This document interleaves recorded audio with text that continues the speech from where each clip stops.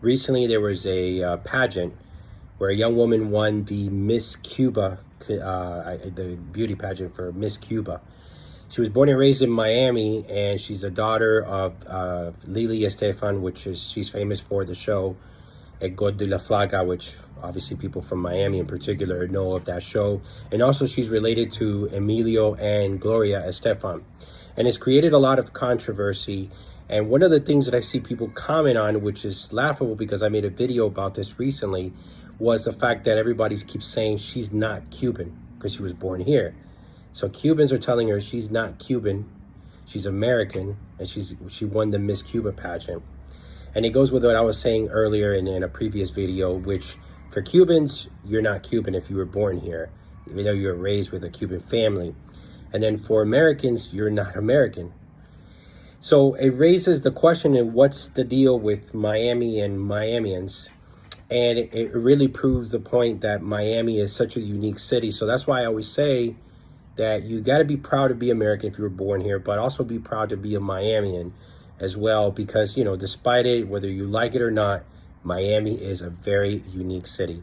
It's the only city in America where a huge wave of immigrants came and essentially made a name for themselves in America, and in turn created one of the most famous cities known worldwide.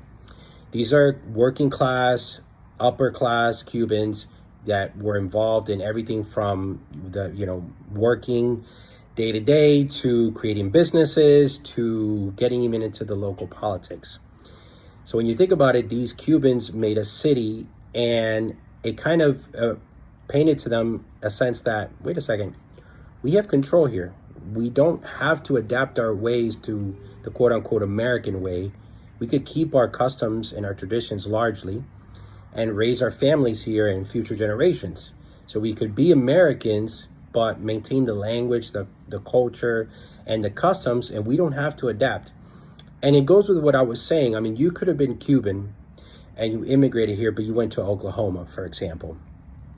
And because you were in Oklahoma, you were forced to adapt to the American way, or at least the way of that community, because America comes in all shapes and sizes. So adapt at least to that community, and even things as simple as speaking the language, and the day-to-day activities that you have, the people you communicate with, you work with, your boss, the schools, etc. And then when you raise your kids here, likely as the generations go by, they lose some of that customs and traditions, and especially the language. Miami's not like that, because Miami is dominated